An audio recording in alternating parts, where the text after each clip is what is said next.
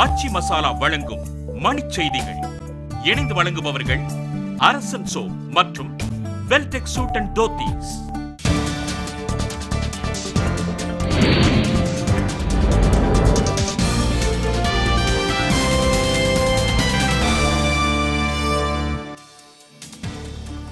நிழல் உலக தீவிரவாதி தாவூத் இப்ராஹிம் பாகிஸ்தானில் பதுங்கியிருப்பதாக நடுவண் அமைச்சர் ப. சிதம்பரம் மீண்டும் புகார்.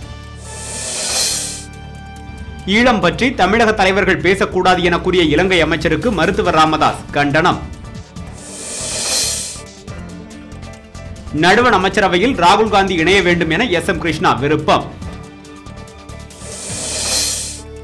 கூடங்குளம் அணு உலை தொடர்பான பல்கலைக்கழகங்களின் ஆய்வறிக்கைகளை நாளை தாக்கல் செய்ய சென்னை உயர்நீதிமன்றம் ஆணை.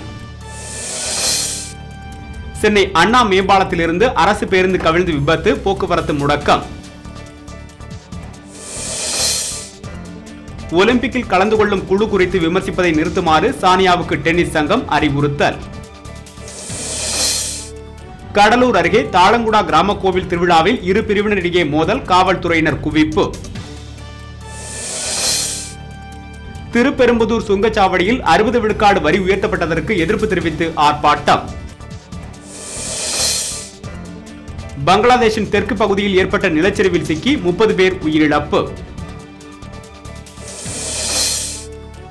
பாகிஸ்தான் அதிபர் சர்தாரி மீதான ஊழல் புகாரை மீண்டும் விசாரிக்க அந்நாட்டு உச்சநீதிமன்றம் ஆணை.